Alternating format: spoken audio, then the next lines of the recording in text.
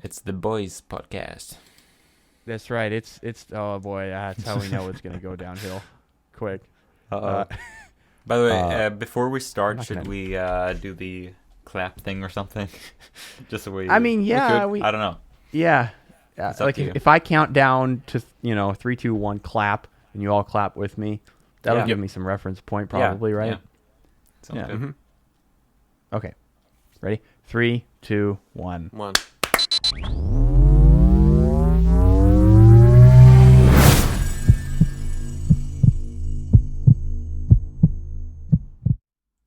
So the logo looks good. Hell yeah. Fresh as fuck. It's really getting yummy.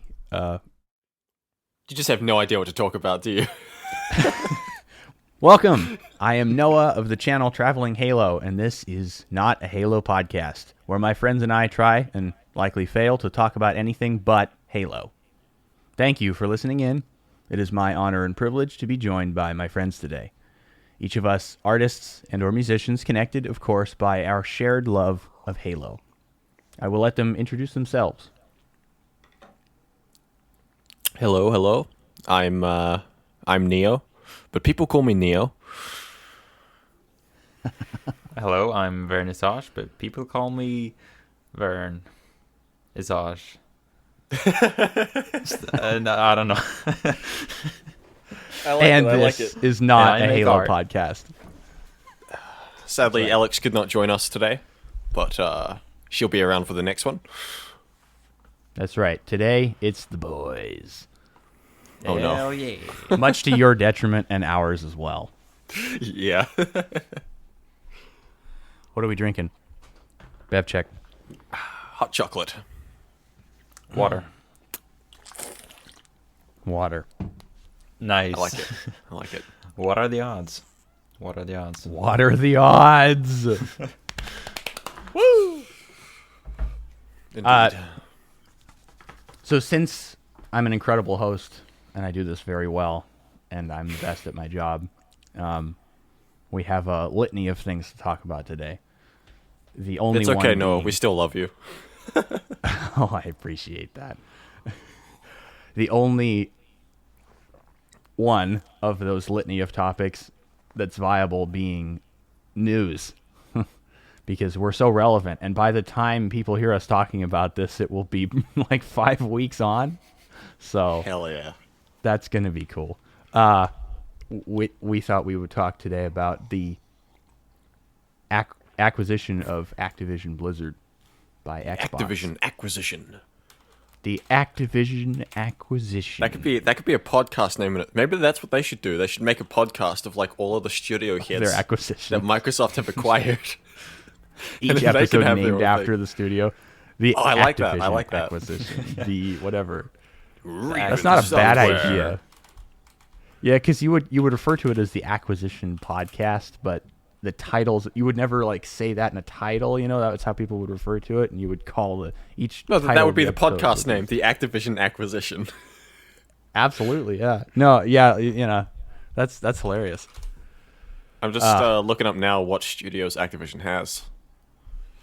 I'll put a it's link like to it crazy. in the chat. Don't they They Yeah, I have, need have to a roll- EA and Bethesda? No, they don't have EA. What? Oh, they don't? No, that's Microsoft. Microsoft don't have EA though. EA is independent. Yeah. Oh, yeah. They wait, own It- Code. what If was they I thinking of? acquired EA, that would be mind blowing. But didn't they like do something with EA? I mean, they have EA Play on Game Pass. Maybe that's what I thought of. I think they just have a really good working relationship. Yeah, that's probably it. Yeah, makes sense.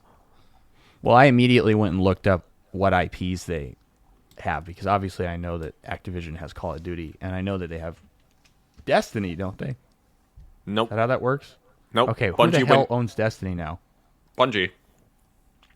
And Yeah, they're Bungie independent. is not owned by Activision.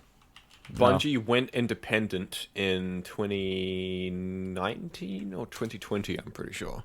God. Because that was part of Destiny leaving the Activision Blizzard launcher is because they went independent. That's why it moved to Steam. And Well, you that's can see also how why they were relevant able to I do am the whole now. like cross-save, cross-play thing. But Got I it. don't remember which year that was because I don't play Destiny myself. I don't either. Yeah, me neither. My first thought when I heard Activision acquisition, my first thought was like, are we gonna have Destiny Halo crossovers now? Like, have we just come meta full circle? Like, Bungie will now work on Halo again? Yeah, didn't they have a Halo like event on Destiny, like a Bungie 20-year celebration? Yeah, I think so. And they had like Needler stuff, and yeah, they had a couple of like wow, really like Magnum cool and stuff. VR. I think they had like a kind of like a spitting image of like the Magnum, and then they had another one for the battle rifle, and I think there was a third weapon as well, and that was part of the Bungie anniversary thing that also included like the marathon shotgun and some other cool stuff. But I think you had to pay for those ones. Oh yeah. Just a second, my audio has died. How does that work on a? You're good. How does that work on a legal level? No, I was thinking the same. Maybe they just like worked around it, like because they didn't look exactly like the BR, the Magnum, but I think they probably made it as similar as they could. I don't know. Yeah, I'm trying to find pictures of this right now. Yeah, because Bungie can't use them, right? Like just because they I'm positive created they can't. them. Yeah. Right. Well, that's the whole drama with Marty. I mean, it's and it doesn't just affect Marty. It's like in general, it's this, I think that's, I don't know. I mean, I'm sure they had to clear, whatever server space, but like, for them to not support the Halo stats and stuff anymore, I feel like probably wasn't just a technical need. It was probably also some kind of a contract running up or something. Who knows? Yeah. I mean, someone probably knows. I don't. We know everything. Oh yeah, I know everything. I'm the host of this podcast. Yeah. I don't know. Yeah, it's just I was shocked by it because it's a pretty huge acquisition. Obviously, this is not the last thing that Xbox is going to acquire. Yeah, and what was it, like $68 billion? Is that what it was? I think so. I think it was like one of the biggest acquisitions ever. That's a fuck ton of money. Yeah, that's insane. That's oh my god. I mean, like, imagine how much Xbox is going to be worth, or is currently worth. It's probably going to take a while. Acquisitions sound like something that sound very concrete, and in reality are just a very nebulous process. Yeah, because there's like monopoly and all that kind of stuff, right? I don't know shit about that, but something like that. Like they can't. Yeah, the little guy everything. on the board game. Yeah. Yeah, exactly. Yeah, that's what I was thinking of. That's Phil Spencer. Oh yeah. I just have to add quickly. My interface died during the recording, and then I reset it, and that was fine. But I had to restart Audacity, so my recording will be in two parts, and you might have to. At least you still have sync or the something. first part. That's not, good. Couldn't be the end of the world. Yeah. That means we'll have to re-clap sync at the end for you. Indeed. But yeah, that was it's pretty crazy that's happened. It feels like it came out of, well, I guess maybe it came out because with the allegations and stuff, I guess maybe it's a good time to buy. I don't know if that meant like their shares went like down significantly due to the reputation they have right now, but I guess that's kind of, I mean, I know a lot of gamers especially that kind of aware of everything that are going on. With this buyout, they're probably like, oh, this is great. We're rooting for, with Microsoft coming in and mixing up things, especially with like studio heads and maybe, maybe this will be for the better in terms of the company culture, like the toxic parts of the company cultures from Activision and so on. Well, that was something they struggled a lot shuffled with, and it's been a big topic of conversation is like, how will this affect that working culture? Like, how deeply does the studio have to get gutted for that to be affected? And to what extent will Xbox make a difference on that, It'll be interesting to see.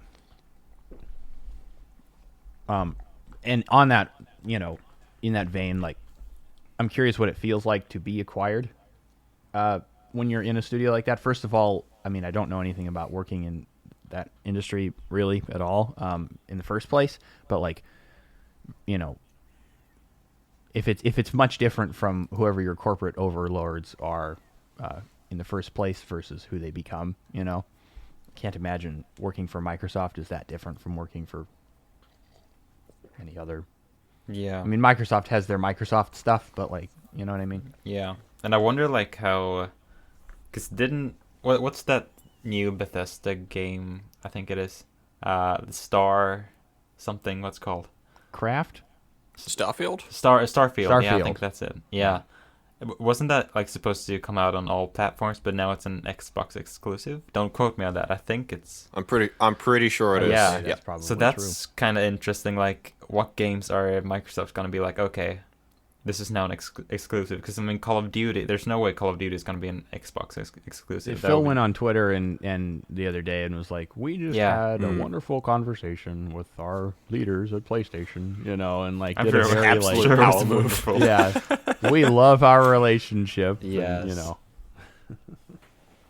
I mean, he couldn't say, "Oh, we had a horrible conversation." no, with Sony. you would never hear about it. That's still like that's such just like a flex though. Just say that on Twitter. Like, you have all the cards. You can basically do whatever you want at this point. Oh, okay. We're gonna be nice, you know, just because we can. Maybe Microsoft is being more Maybe Microsoft is more humbled considering they got their fucking ass kicked the last like the ninth Couple generation, generations. I would say. Yeah. Yeah. Or eighth generation. Well, this sorry. entire you know process of Phil building Xbox to what it currently is all his effort from you know the Xbox One era, you know, launch, He's doing good. and he's doing a damn good job of it. Yeah, Yeah. that's an incredible turnaround, you know, from where they came from. Like, holy God. Like, I didn't really like. I don't think I was very interested in that whole part when the Xbox One came out. Like, I wasn't that old, but then I like rewatched all the interviews and stuff. Like, oh, Right. if you don't like this, there's another console for you. It's called the Xbox 360. Stuff like that. Like how bad that actually was. Like, people hated it, and they just like hated people for hating it. I don't know. Oh yeah, they like fell flat on their face with Yeah. that one. That And then he quit. actually kind of surprised it didn't go worse. Yeah. But yeah, it's a nice miracle that they were able to like shake things up and turn everything around. And I mean, you look at things like Game Pass and stuff. I would say that's been pretty. If it's not innovative, it's definitely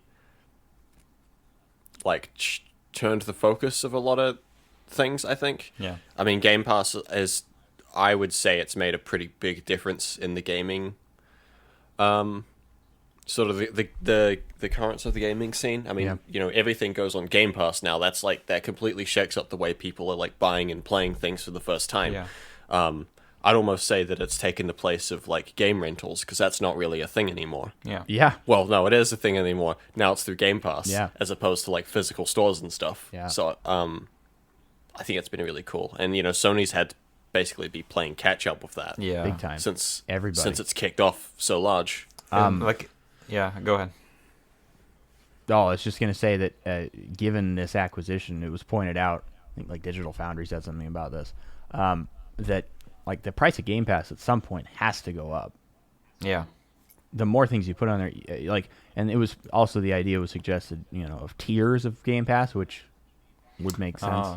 People understand inherently, given the era of Patreon, how tiers work. So, you know, but that or just an overall price increase, it would be interesting. Sure. Yeah. Yeah, I was gonna say it was like weird how I was so excited for Halo Infinite, and I've waited for it for so long, but I never even bought the game. Like, I never actually bought the game. I just had Game Pass, so I was just, I'm just gonna download it, I guess. It's a strange feeling. Yeah, it wasn't this Well, I mean, event, you know. because I was gonna buy it, Yeah. and then it didn't have co-op, Yeah. or Forge. So I'm like, all right, well, the multiplayer is free, so after I complete the campaign, there is no reason for me to still own it. Yeah, sure. Yeah, So, there's no. I'm not gonna own it. Yeah, there's no forward. Yeah, so you know, I happened to buy it, but that's because I don't have Game Pass, because I pretty much only play Halo. which is starting to become not as true, but Well, the other thing is, I didn't buy Game Pass to play Halo Infinite either. I wouldn't have bought it to play Halo. I just happened to have Game Pass Right. for like another 3 months, Oh. so I was like, okay, well, Halo's on there. yeah, I guess I Nice. guess that'll just be how I'm playing Halo. I So I'm like rushing to finish the campaign before that expires, because then I probably won't play it. right. Well, the campaign I probably won't play. The multiplayer obviously is free, so that's Yeah. different. But To go in reverse chronological order, I also did not own Halo 5 for the longest time because I Oh. started playing it in 2019 for the very first Okay. time, and reason being was Mm-hmm. that, to wrap back to what we said before, I wasn't present for the Xbox One launch, or I just wasn't paying attention at that time at all. Like, I had an original Xbox and a 360 Oh, yeah. up to 2012, right pretty much before the Xbox One launch. I didn't even know they released the new Xbox console, because at that point I was just either locked in on whatever games I had, which was probably like Halo 4 and Halo Reach, and stopped paying attention to gaming as much for quite a while. And so the whole Xbox One thing I completely missed. And in like 2015 I was I was hanging out with a friend and they had an Xbox One. I was like, oh, can I try that? Because I don't have any inkling of what that's like, And then I went to my cousin's house, and was like, you have that Master Chief collection, right? Yeah. Like, is it good? Or like, what is it like? And they're like, yeah, it's good, I guess. The menu's kind of confusing. This was like 2016 probably. Yeah. And I just like completely missed that. And then you fast forward to 2019, and like it's like I probably, I remembered that I liked Halo, and I was like, I probably need to be playing Halo 5. It's the one Halo game I haven't played. So then I played it on Game Pass for the longest time, and after a while I was like, I feel like I need to own this. But I didn't buy a disc. I bought a digital copy. It's weird. I don't know. Mm-hmm. I don't know. Services shut down, and digital copies of things seem less permanent. I want to have a physical. well, the other thing is, Good. it's even before that, right? Because when you buy a digital game, you're just buying a license to it that they can revoke at pretty much any time. You also, you buy a cop. Well, it doesn't really apply as much anymore, sadly. But it would have used to have been, you buy a physical copy of the game and you have a complete copy of the game in that state, even if it gets patched or, I don't know, they make massive content changes, right? You still have the version from the disc. You could always play the disc version.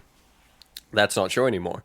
If, say, there's like a game update that removes a bunch of stuff, well, probably the only way you would still be able to play that old version is if you just never connected to the internet and updated Yeah. to get whatever the new version is, But like, everybody has to Bizarre. be on the one same version. Yeah. Yeah, it's And really like, bizarre. even if you take games like Call of Duty Warzone, stuff like that. I mean, this is nothing new. But for some games, most games these days, you have to be online to even play it, like, at all. So like, maybe you want to play the old Call of Duty Warzone map, the Verdansk map. Well, nope, it's gone. There's a new map now. You can't go back. There's no way. Like, Is there a disc version of Warzone? Like, does that exist? I mean, there's a No. disc version of Modern Warfare, which is Yeah. based on, but What the game no, is on, not a yeah. Warzone. Warzone was always a post-launch. That was like that Warzone. I think so, like, because Ground War and stuff, it was like on the disc. But Warzone itself was like activated, like Yeah, in March. a month or 2 months after Yeah. launch. But the map is on the disc. I don't know if Warzone itself is though. Yeah, exactly. Yeah. So. Oh, that's interesting. And it's kind of interesting with that game, because when you want to launch it, you press to play Modern Warfare, Call of Duty Modern Warfare, but then it says like Call of Duty Warzone something, and then you just see Call of Duty Vanguard, Call of Duty Cold War. It's just a hub now, but you're Yeah, launching I hate Modern it. Warfare, but it's just a Fucking hub hate it. for all the games. I don't know. It's, Well, Yeah. that's because I was actually so confused because I really liked Modern Warfare 2019's multiplayer. Yeah, same. It's like my favorite Call of Duty. So then I wanted to go play Modern Warfare, and then I was confused because I couldn't fucking find it anywhere. Because even on my account ownership, they changed the name of Modern Warfare to Warzone, and I was like, I don't want to play Warzone. I want to play Modern Warfare. Where the hell did it go? And then I'm like, I also hate the fact that, like, well, I don't really... I mean, Warzone's fine. I liked Warzone at launch. I don't like it anymore. But, like, I'm not really a Battle Royale person in general.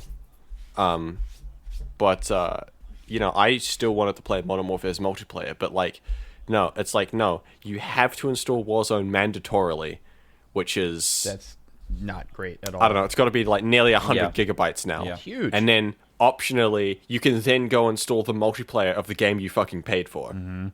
But you can't not install Warzone. I hate it, because it's, like, it's just chunking up. Wasn't there a whole thing where, like, the Xbox Series S, like...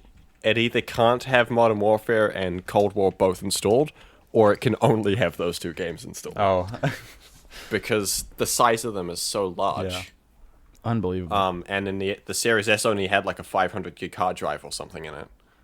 Yeah, I mean, I don't even know how this game runs anymore. I don't know how games work, but like I think there are 100, maybe 130 weapons or something like that in this game now. Like from 3 different Call of Duty games.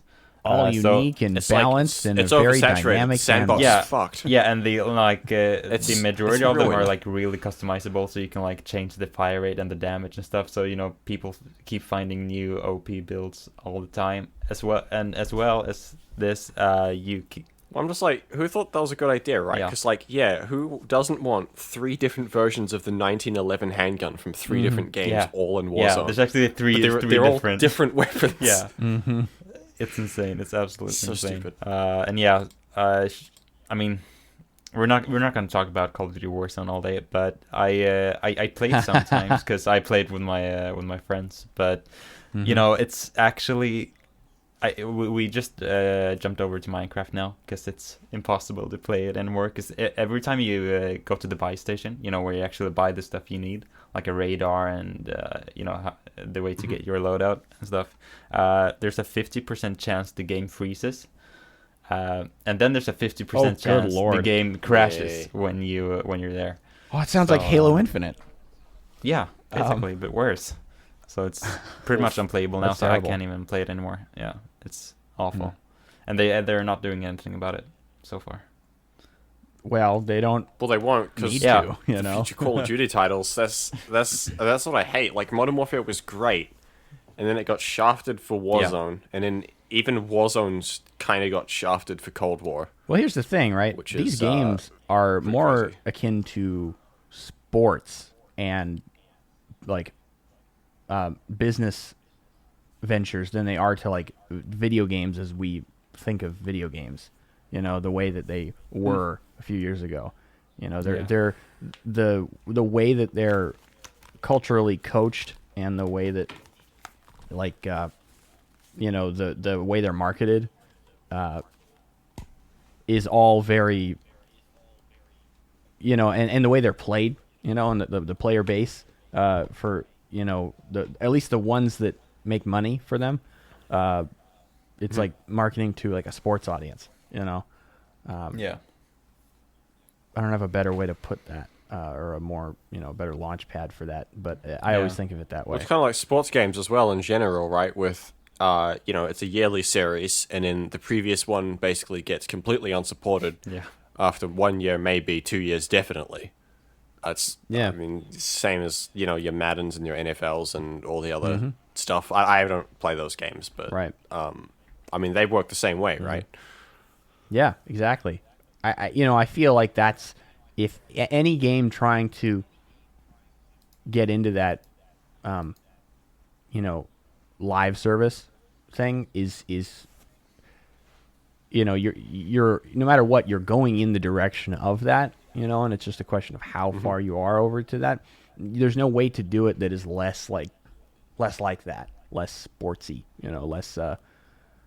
Boy, I wish I had a better word for it, but. You know, so like Halo Infinite, you know, it's a similar thing. Like no matter what, it's heading in that direction, Whether it ever fully seats itself in a Call of Duty position, it probably won't, but, well, we could only hope. But, you know, I don't know. It just feels weird. Again, as someone who essentially skipped this giant period of time, like I stopped at 2012 and restarted at 2019, I have no reference point for like the progression of this style of monetization and game release, and so I'm dropped right in the middle of what it currently is, and it just seems so bizarre and foreign to me. Cause like, what happened? You know, I didn't have that slow progression of like Fortnite releasing and being aware of that and whatever, you know. I hate it. It's so fucking hostile. Yeah, it really is. But people are just kind of just sit and take it, I guess, because everyone's like used to it. Yeah, which is a shame. It sucks. It's like it's it's the whole like boiling the frog thing, right? Because they keep. I mean, that's why stuff like what happened with like Halo Infinite's store prices and stuff at launch. I think I'm glad that like people kind of like. I mean, there needed to be outrage because I'm pretty sure it's a shame. Because what probably happened is I'm willing to bet that those outrageous prices and stuff were intentional, and that they were basically testing the waters to see what they could get away with, and then they 100%. Go further than what they want, right? They go further than the initial plan. People get mad, and then they can just roll it back to what they already planned for, and they basically come out of it like heroes. Exactly. And I'm positive that wasn't a developer decision. I'm positive it was something higher up, but that's just scummy as hell. It's horrible. Yeah. Mm-hmm. You know, the artists who designed all those armors and things that wasn't their intention. For the way that those things would be presented. You know, it wouldn't have been, because they wouldn't look that good. You know, because they do look good. The game looks good. I like the designs. It does. Yeah, it's just sad how like games went from just like like you said, for like a not even 10 years, it went from like very video gamey, just come and have a good time, to like actually making an in-game store, like an actual website, but in a game, because companies like realize, people actually play a lot of games, let's just milk some cash. And I remember they did. Temple Run. Yeah. I remember playing Temple Run on my iPod and being like, this is fun. And there was like a point at which Temple Run like all of a sudden introduced all of its like ads and purchasable things, and like it felt weird. It was like all of a sudden someone noticed that it was popular and picked it up, and it was it was just different all of a sudden. And that was kind of the point at which I stopped being actively paying attention to like console stuff. And so but I feel like that happened with mobile games, and all of a sudden the console market was like, oh, look at what mobile games are doing. Yeah, we need to do that shit. Well, it's money. It's entirely monetary. Is the decision behind all of it. I mean, I can relate to that as well, because I used to have this awesome game that my friend had it on his iPhone way back in the day, and then it was also on Android, so when I got a phone, I picked it up. There was this really cool mobile game called Running Fred, which I always loved it. But it was just like itself as a game. It was free to play, and then you could pay with some like in-game coins or whatever to like get like some additional like levels and stuff, which is fine. That's like support, you pay, get more content, cool. And then about 3 or 4 years after I found out about it, it completely changed. It was like, oh yeah, there's ads now. You can watch ads to get coins, to like get power-ups, to like continue through like runs, and it went like microtransaction or hell. There's like coins for all these different costumes for Fred and stuff, and like all of it was like different. And it seems like it's like a switch was flipped, and then the whole industry just like jumped on that. Yeah, which is a shame. Which must be about like 2013, 2014, I reckon. Because I don't remember that shit being around in like 2012 beforehand. I mean, the most we had was season passes, but that's not really the same thing. And also, back then, games only had a single season pass, and it gave you literally fucking everything. You paid for it once, and then that was it. Like, you had it. Mm-hmm. Yeah. I think Gears of War 3 was the first game to have a season pass. And if you bought that season pass, you got every DLC. I think you didn't get skins, but you got every DLC that had content, all of it, for like, 20 or 30 American, I think, which is good. That's a good fucking price. That's a lot cheaper than they are now. Yeah. Now you pay $200 for, $20 for like an armor. Mm-hmm. Yeah. Yep. Yeah, you do. Yeah. A Yep. helmet, to get HAZOP from Reach. Great. $20. Yeah. And it's like, I think because you had the whole thing with like the Halo Infinite cat ears and stuff like that, and I think it was like, people aren't mad that other people are buying cat ears. That's not the point.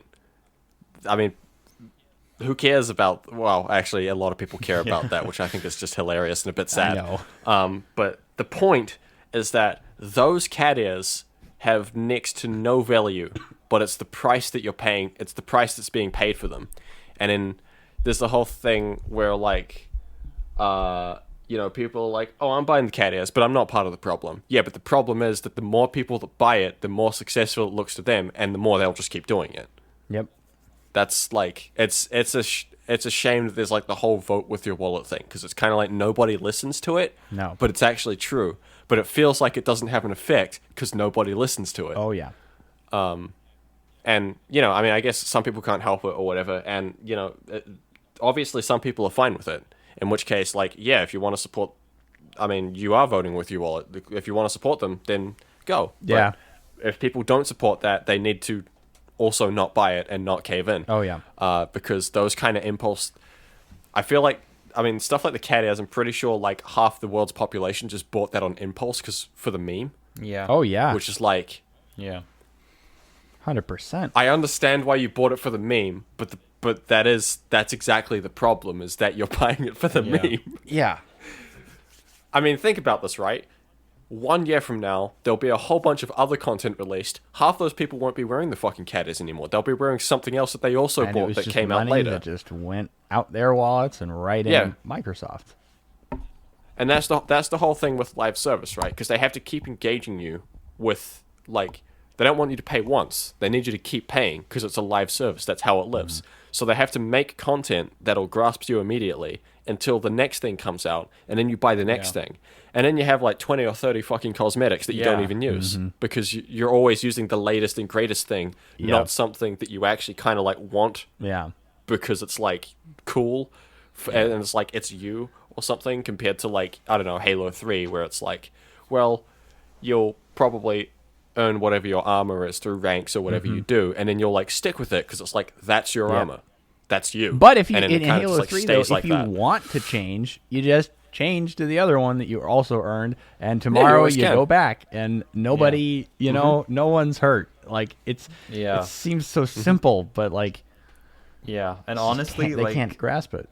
Yeah, like what I think is kind of sad. Like, I understand we live in different times now. Like, that's just the market now, I guess. But what I want to do, if we have to pay for armor, then fine. Just like give me like 200 different armor coatings to choose from. And like I understand why they just like show like 3 of them, but like I know what color I want. I want like a sad bluish color with maybe some yellow in it, like some golden details. Like that's what I want. Like, but I guess I gotta wait like 2 years before they show that. Like, because they only show like 2 different armor pieces on the store. That is the frustrating thing. Yeah, I guess it's for them like a market thing. But honestly, I would buy so much more if I could just like see everything, just like pick the things I want. The coding system is fucking stupid. Yeah. Not because it's a coding system. Like, it's great because it's a coding system. Looks cool. It's fucking stupid because, like, they split everything up. It's already evident, your weapon and your armor and your vehicle coatings should not be separate items. You should just get a coating and you can apply it to everything. Yeah, you can apply it to every armor core. Like, you should own it.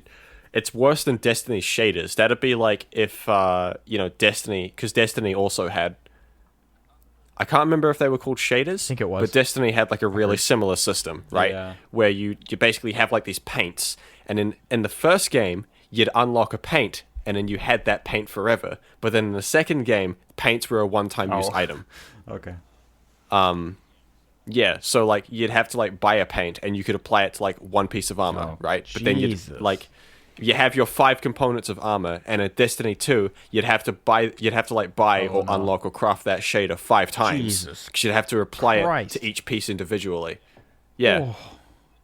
And Destiny, because I haven't played Destiny 1, but I'm pretty sure in Destiny 1, you'd unlock a shader, and then you just always had it, and you could equip that shader on any item you had at any point in time. Yeah. I mean, because that's what. Holy shit. So Yeah. that's already like an immediate example of just downfall. Yeah. Yeah, because that's probably what like the developers want, like the thing they had in Destiny, but then probably some marketing people, or I don't know. I don't know who. Well, I think decides about that. the Yeah. conception of Destiny, which I don't know a whole lot about, but I do know like Joe Staten was involved coming up with it. You know, the Bungie dudes, while they're working on Reach, are like, you know, concepting this thing, this new next thing, and they had to have been excited about it because it was like something other than Halo, and they knew they got to move on to it and everything. But it just fell apart. And again, I don't know enough about it, but that must feel like shit to watch this thing that you came up like. Isaac Hannaford was putting up like concept art, Destiny related concept art, and like it's all the guys who did what they did on Halo doing a thing that's creative and fun, and it starts with the creatives, and then the foie gras gets made, you know, the goose gets cooked, and it turns into a marketing thing. Destiny is a huge meme, you know, it's like popular in the worst way, you know what I mean? Like it's you know, the events and everything, you know, and it's not this story being told, you know, creator driven thing anymore. They made the assets essentially, and they made the look and the whatever of it and the name, and then it got passed off to this complete other entity, and it's just not even what it, you know, would have started as. Like I feel like I'd be interested in Destiny if I knew more about what it was originally intended to be on a creative level. And Yeah. like I think the whole idea with it from the beginning was to have like a first person shooter, like MMO, where it's like a whole shit ton of people in a world, but it's a first person shooter. But the problem with that is that somebody who wanted money saw that, and they were like that's a great way to make a lot of money right there, you know. So there's nothing wrong with the idea of Destiny when I stop and think about it. But having not known about it from the beginning, you know, I have to do that. I have to be like, wait a minute, what was it in the first place? You know? Yeah. I don't know what I just said there, but you know what I'm saying. Yeah, I know. No, it feels like, I mean, again, I'm not the first one who thinks about it in this way, but like, I guess that's like the way it works. Like some creative people who are really passionate about the project, they come up with like the core idea and all the cool stuff, but then the higher ups are like, okay, that's cool, I'm just gonna take that, and then they find out like ways to milk it, which is I don't know. It's the world we live in, but it's sad, I guess. That is the entirety of Marty's "be nice to the goose" analogy. That is the whole meaning of it. Is this, you know? I mean, obviously, games have to make money, and I mean that's always what it is, right? It's a product. I mean, even you even go back to like Pong, like Pong or something. Like, yeah, it's a fun game, but obviously, still like the part of the point there is they're making something they can sell because people want to buy it, or put quarters in it back in the day or whatever. But I don't know. I guess there's just such a difference because it's like, well, now the company just wants like, they don't want more money, they just want all the money kind of thing. It's very much a wolf in sheep's clothing thing, which sucks because even with like Halo 1 or Halo 2 or whatever, right? Obviously, those wouldn't have been greenlit in the first place if the publishers didn't think they would make money from it. But it's a shame that the quest for profitability has just become so predatory now compared to what it used to be. Yeah. I think mobile is absolutely a large causer of that because all the companies see how much money mobile games make, and they keep trying to offload that onto sort of the rest of the market for gamers. Yeah, yeah, because they used to make profit off of and like entertainment or enjoyment, you know, out of happiness. But now they Yeah. make it out of, I don't know, like Now they want your soul. Yeah. Impulse and yeah, impulse, and like it's not healthy, but Yep. and they know it, but they know it makes more money than just like finding a game you like. But you know that's the way it used to be. Like, oh, people like this game, let's make it because they like it because we're gonna earn money. Now it's just like, oh, they can lose their soul to this game. Let's do it. Let's make them. Yeah, it's like we need like a whole thing that's like companies for ethical profitability or something. I feel like that could be an interesting thing if that ever comes up. But I mean, going back to the kind of the acquisition and stuff, it's almost like, well, the flip side of things like acquisitions, right, is like by nature the company has to become more hungry because now it has to, now it's got a larger expenses sheet, right? So they have to monetize more stuff because now they have more they've got to pay for. There's more upkeep in owning more studios, and being a bigger company, it just costs more to run. that was what I was going to bring So up. it's almost like, oh, sorry, Well, I was carry just on. going to say something I was going to bring up was in regard to that. It was like, does it cost more for games to get made now? Because like Halo 1 and 2 were being made by like, Halo 1 was being made by like 30 I would have dudes. to. And Yeah, 30 versus like 500. yeah, and so it must cost exorbitant amounts more money to make the game. So, Yeah. but at the same time, hasn't the audience also grown? So the question is, do you have to monetize it the way that they choose to monetize games now? Like, is that completely necessary? Because I'm sure they would certainly try to justify it like that. Like, well, it costs us more to make it, so we have Yeah. to do it this way. It's the only way to make enough money back. Is that true? Or, Well, it's almost like they probably need to increase the prices because they need that guarantee, because it's like they don't see any of the money from sales until after the game is launched. So if a game is 5 years in development, that's 5 years they have to pay all these developers and all these people, right? And they don't see any returns until after the game comes out. So maybe that's part of it, because it's like, well, shareholders and stuff, like they don't want to see like a company's profits like tanking and then just like paying expenses into if something that they there's no seemingly have guarantee of no a return output on for, that. right?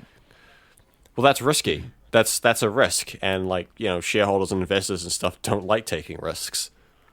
Yeah, I mean, the few kind of like the crew I run with that like started with like modding Halo CE and well, they've modded other stuff as well, but like some of the game dev stuff I get to see and stuff, it's like, I think, we also agree, I think there's such a advocation for sort of indie studios and stuff now, because it's so much more accessible, I think, for nearly anyone to develop games that are actually of quality, and like it's so much easier to just have access to those tools. But then, indie studios and stuff don't have these like crazy, like massive, company, like corporation mindsets around having to like make so much money, because they're only having to really back themselves. They're not backing hundreds and hundreds of people or tens and tens of studios, or having to impress like, thousands of investors. It's just them by themselves, pretty much. Not in every case, of course, but I think the size of companies as well is probably a big influence in the way things have turned out. Simply out of the need to just survive, which is a shame. I think I agree. Yeah. Yeah, I think like that whole aspect, like that's interesting. Like how CE was made by, what was it, 30 people? Or what do I say? Like 30 something. Yeah, like it's not an excuse, I guess, but it's understandable how a game like that, where there's 30 people working on it, like it makes sense how that's more.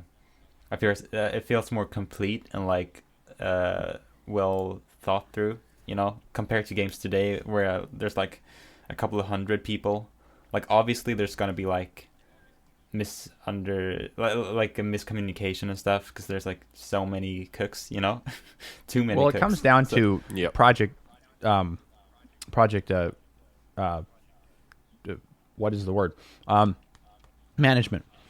Yeah. Good project management. Yeah, you know, exactly. theoretically, I mean, it's with tougher good, when there's more people. yeah, with good project management fundamentals, theoretically, it doesn't matter how big the team size is. You should be able to carry a vision through. But clearly, someone's not good at that somewhere, everywhere. Yeah. No one's good at that. I don't know. I know that Halo suffered from that horribly. Halo Infinite, clearly, like probably other Halos too. But just to for the sake of narrowing it down, like it's very obvious that it had horrible project management. With good project management, again, if you went to school for it and studied the theory, and it's like you should be able to change creative leads. You should be able to completely recycle the studio, the personnel in the studio, and in theory still be on the same track. But that definitely didn't happen. That's not what happens, and things change with time, of course, and that's okay.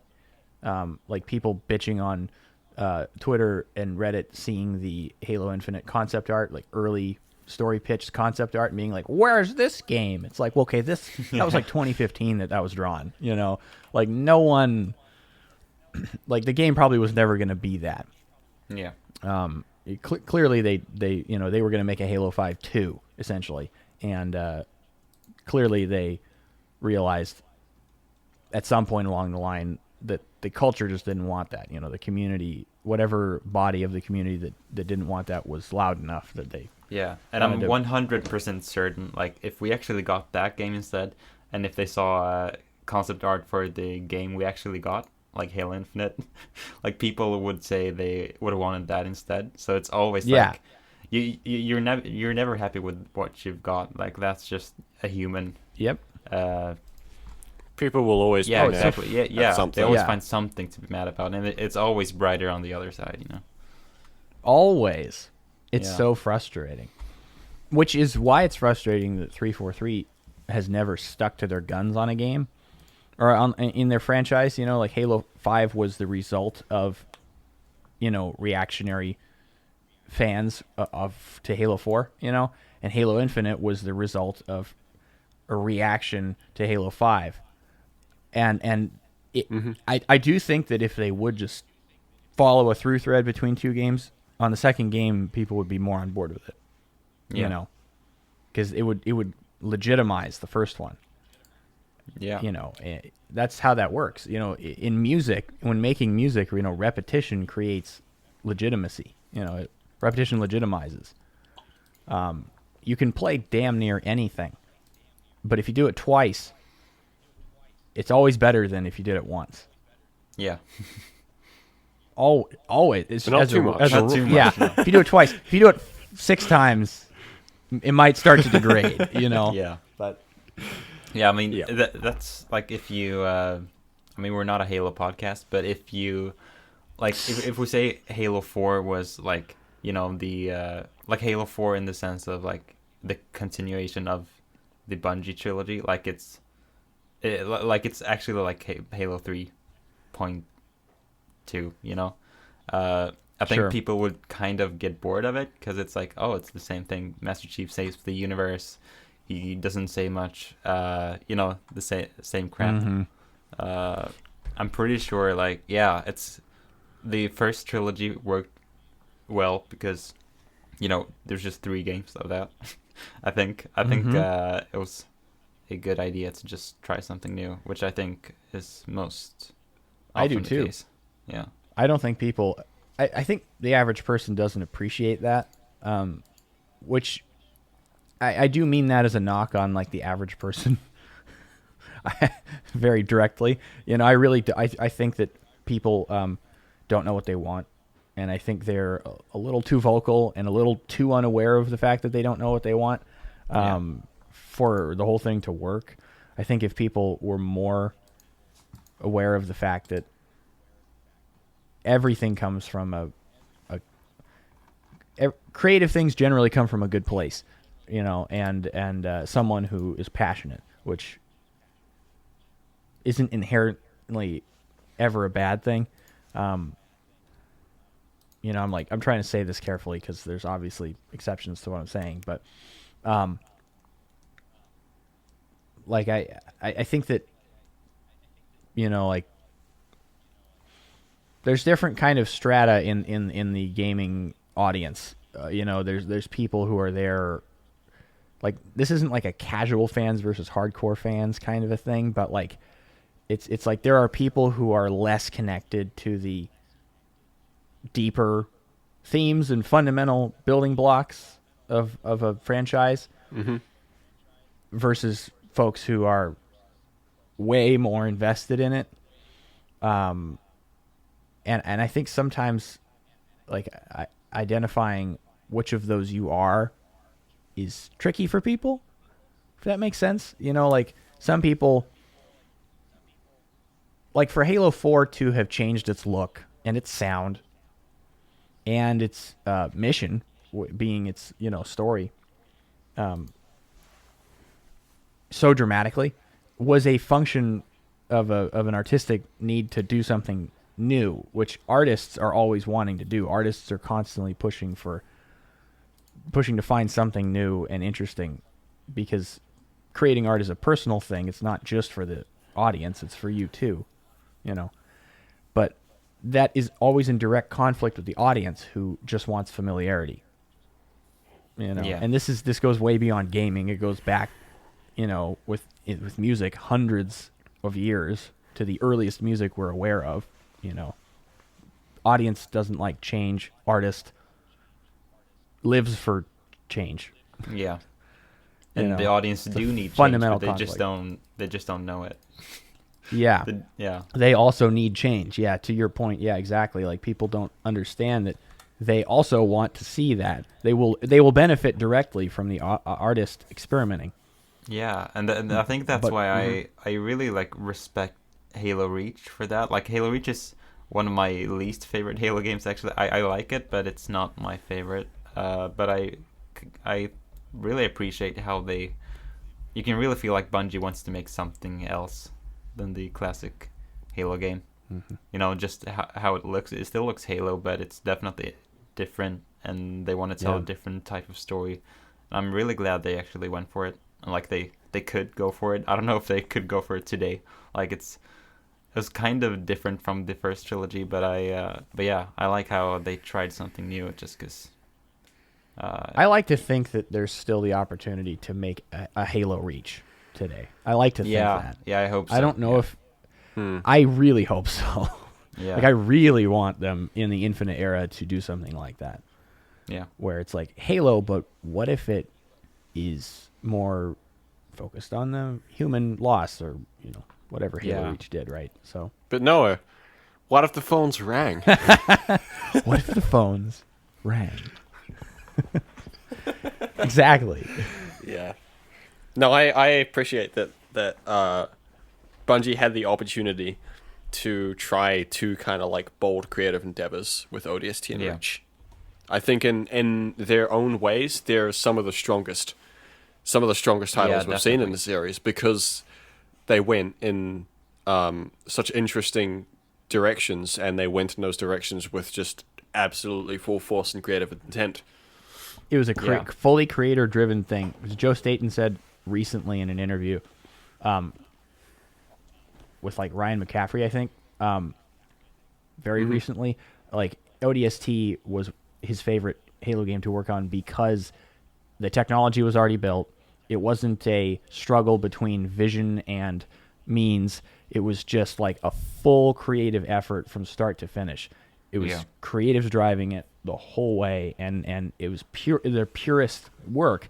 And ODST's always been kind of my favorite, but he said that, and it just completely cemented it. I was like, oh, no wonder I love this thing. That's my dream, like working on a Halo 3 ODST type game. Yes.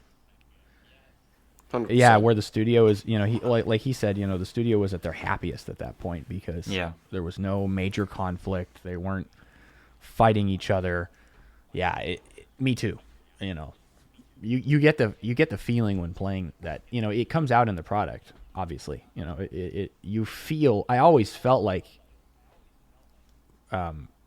you just sit in that world in ODST and you look around and it feels like made by people who went home to dinner every night and enjoyed their lives while they were making it somehow.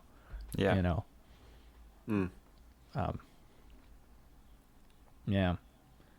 Again, with the fact that Infinite's already built, even though it's sort of broken and currently being fixed, maybe in a few years when it has been fixed and they start continuing to do the thing that they say they're going to be doing, which is releasing DLC story content, I'm kind of hoping they get to do that.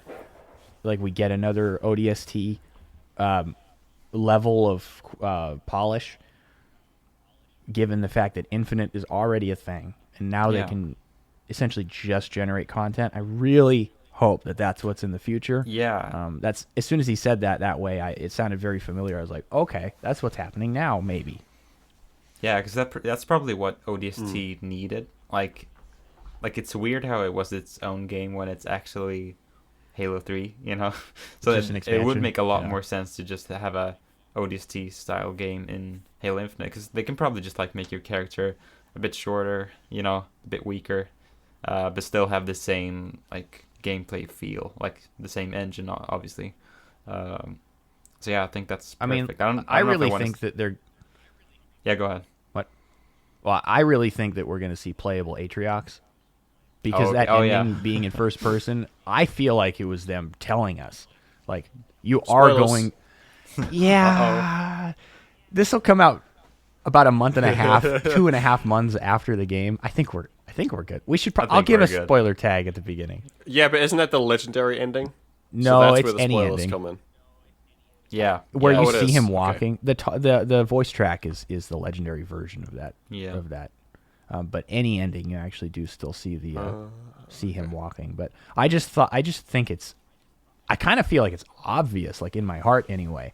I feel like they're telling us we are going to give you playable brutes. You will play as Atriox in first person. I don't know if it would be fun very well.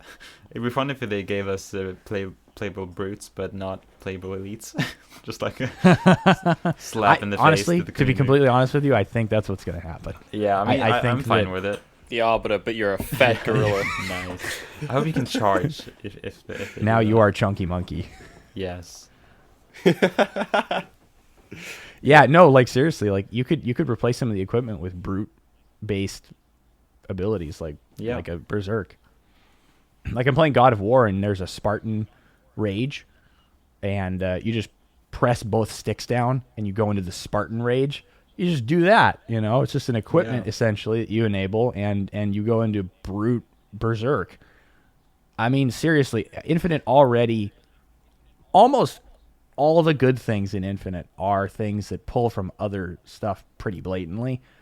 Again, all art does that, but like even the pilot with the message from his family, I realized this yesterday, is like a rip from Interstellar. With Matthew McConaughey's character, at the end. When he watches the videos of Yeah, his the daughter. footage of his family. It's Yeah, it's okay. like that. They definitely saw that and thought, we want that in Halo somehow. So they wrote it down, and then they brought it over. Not that hasn't been done before. Not that that's... it just feels too relevant, era-wise. But, God of War, like we talked about last week, God of War, Breath of the Wild, Doom. It's very obvious that they saw what was popular around 2019-ish, and they were like, well, throughout 2018, and leading up to 2019, they're like, we know what we need to do. We need to just take these things. We know they're popular, put them in Halo. Not that that's a bad thing. We're happy about it, because I do like Infinite's story a lot, and I love the thematic, the symbolism of Master Chief looking like Kratos, and like I love all that, and the exploration of it being like Breath of the Wild, and the intensity of doing it's good. It's just very obvious. Yeah, I think there's a bad way of doing it, but they did it in a good way, I'd say. I think they handled it well. Like you can take inspiration Not and like perfectly. actually copy stuff, Well. like they did in Halo 4 with the loadouts and stuff. Like that didn't really work, but like that this is a good actually example worked. of Yeah. And so on that note, I say, why not continue that? And so it's like, why not just steal God of War's Spartan Rage and make brute berserk? Why not just keep going with it? Might as well. Yeah. These are things that we know work, and and it would be fun. Yeah. But we'll see about that. Whether or not that's the direction they go. Yeah. If I could like, this is a fun one. Like, what game do you guys want to take inspiration from? Like what feature would you want to add to Halo, which is an inspiration from another game? Like, I thought of, have you guys played Outer Wilds? I haven't. Not the Outer Worlds, but I haven't finished it, but I love that game. Yeah, that's my favorite game of all time. It's amazing. Because it's really cool. Basically, you have your own spaceship. You can like fly around to all these planets in a solar system. But I've heard about it. I know it's not. I know a little bit about it. Yeah, I know it's not possible today, but I want to see a Halo game where you have your own Pelican or something like that, and you can like fly around the ring, and like you discover mysteries and stuff in your own pace. You just like travel across the ring. I don't know. That's my dream. Well, the Lego Star Wars game they finally have a new release date for April of this year. And that trailer looked insane. It's a planet hopper game. Like you're supposed to be able to. Oh. It's like semi-open world, and you like go to different planets, and you can take a ship and fast travel to them. That's bad ass. That's I cool. think Infinite is right now the manifestation of something. It's a little bit of a Halo fan dream of like you get an open world Halo on a ring. Cool, and they'll expand upon that or whatever. But the next thing they need to do is that shit. Yeah, that would be so cool. And in my opinion, this is where the Activision and in fact all of Xbox's acquisitions come into the conversation, because I think if I was Phil Spencer, I would be looking at 343 and be like, God, you guys just cannot do this. Like, you cannot nail this. What is your problem? And I would be like, look, I'd give him an ultimatum if I were him. And I would say, you get this many more chances. But in the meantime, we're going to be coming up with other projects, Halo IP related, and shopping them around to different studios. And I feel like other genres with Halo IP on it could be a possibility made by, something, a non-343 entity. That was my first You thought. guys saw that, there was like concept art that recently went out about how there were ideas for a spin-off, or maybe it was Infinite concept art. It might have, I feel like it wasn't for Infinite, but it was like same kind of thing. There was like concept art for a game that was going to carry on the Long Night of Solace set piece section from Halo Reach, and basically just be like Halo Starfighter. Oh, that would have been cool. Get the I would fuck have liked out. to see that. It's the concept art where there's the ring and there's a spaceship flying and there's like a sun next to it, right? They're near a sun. Possibly, yeah. It pretty much looks like it's in a. I don't think it was on a Saber. Yeah, Maybe it was kind of ship or something. But it was definitely like it was like a mock-up of like what that could look like. That, as, like, okay, a new that I game. haven't seen. And it had like a new HUD. No and kidding. Is it this concept art you're talking about? That's what I'm asking. Yeah. Yeah. Okay. Okay. No, dude, you gotta this find was this and like show us. This was like That third sounds person. sick. Like they drew it to look like gameplay. I'll see Please if I can. do. See if I can I find want it. to see that. But, What the fuck? See that? Okay. I think it is. I feel like it is a. You look at things like the expanded universe of Halo, right? And how many different things they've tried with that. I think it is a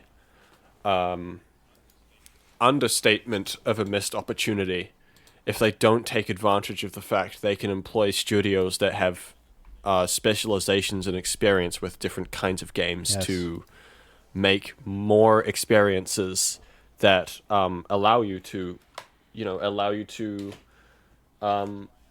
try out, kind of investigating and experiencing Halo's universe in different formats, in different ways, beyond just first-person shooters.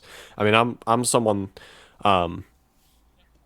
Second one didn't grab me so much, but I really liked the first Halo Wars, and I'm not even really a real-time strategy player. I just liked being able to be a part of like the action and the experience in a different format than we were so you get used to stand on the command deck because obviously, where Miranda stood. well, it's like Halo 3. spin-offs don't.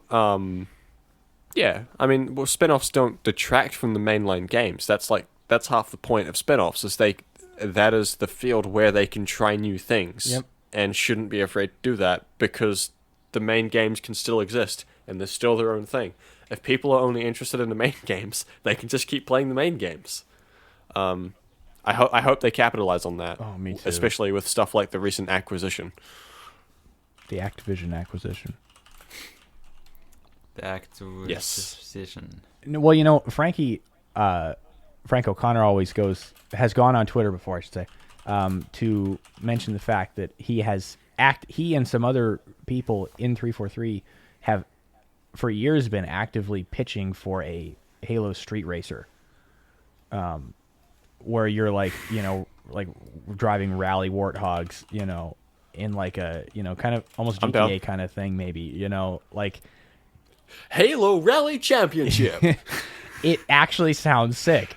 They and I think that part of that idea sort of manifested a little bit in Halo Shadows of Reach, which is the book that came out just before, in 2020.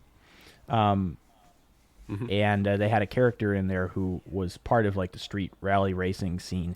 And it felt like that was sort of that idea getting some, coming to light, coming to the surface a little bit.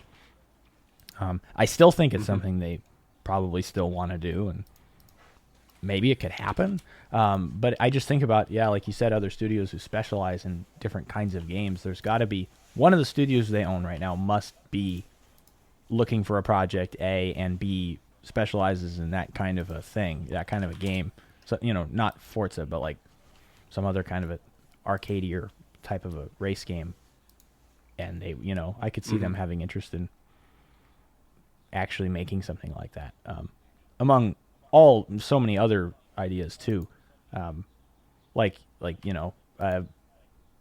You were, like you said, about flying spaceships around, like Star Fox, Starfield, whatever it is. I got it. Oh, good. I got it. Okay, so it was done by Josh Kyle as a pitch for a space combat game, I think, when they were shopping around for ideas. It was called Halo Last Starfighter.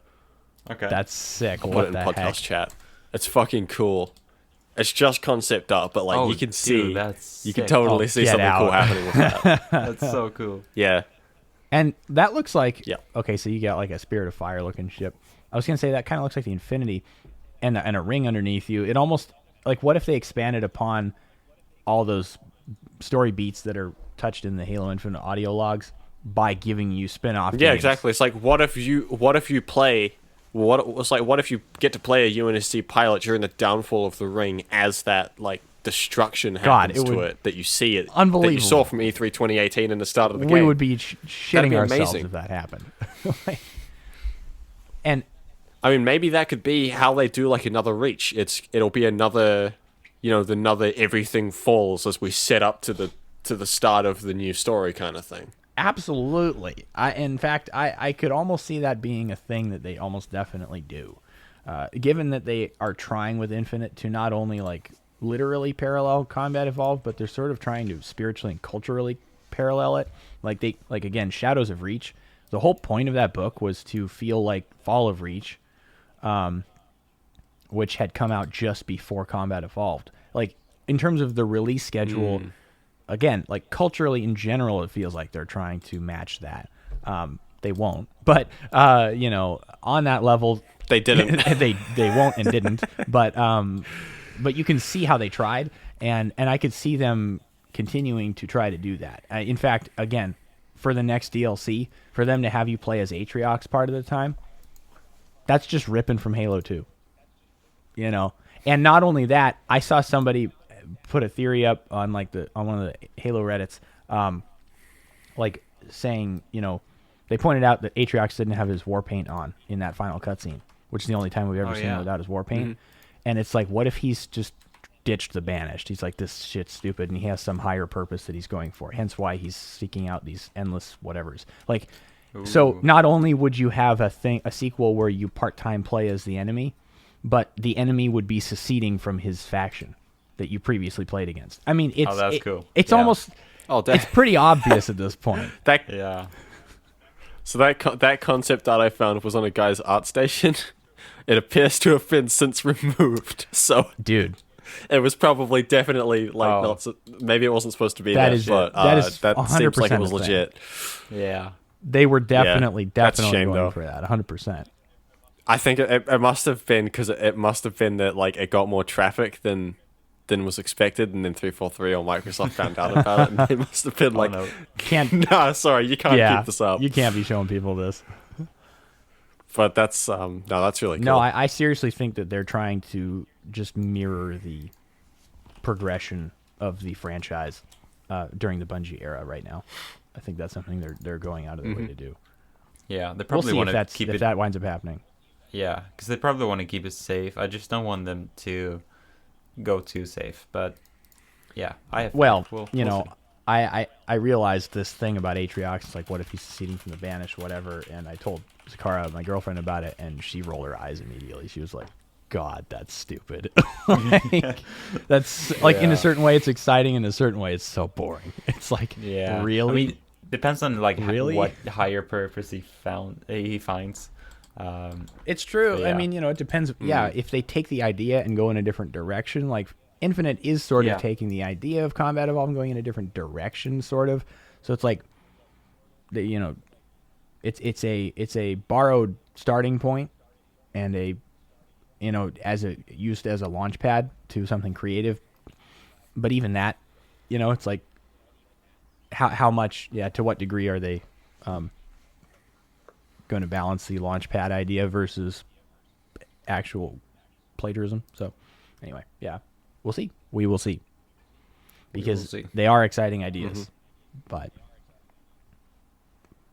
ideas are cheap.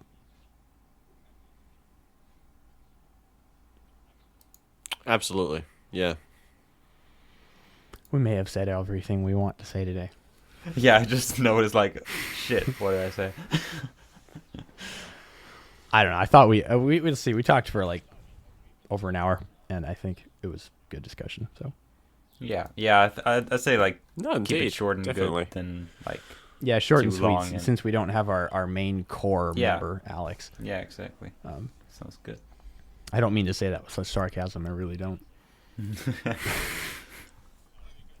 No, it'll be good when we get it back for Yeah. next time. I think it's good to have the full force behind Hell yeah. the episode. Absolutely.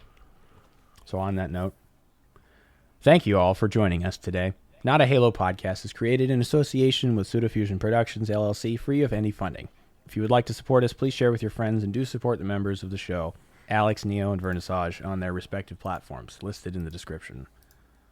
Thank you, guys. Thank you. Thank you. And Noah's just on. oh no, So we've got like cameras going on. Noah's just like, guys, come on, you gotta say something. Shit, what did I say? But yeah, thanks for watching. Listening. Yeah, thanks for listening. I'm screwed Noah, that and this is not a Halo podcast or was anything great. else. Yes, This is just shit. Bye. This Oh, is garbage. that was terrible. We'll never get better at this. And that's the magic of it. But hey, that's personality, right? That's why people will love us. Yes, that is Yeah. the reason they'll show up, is to see it fall apart. I'm Noah, and this is not a good podcast. Yeah.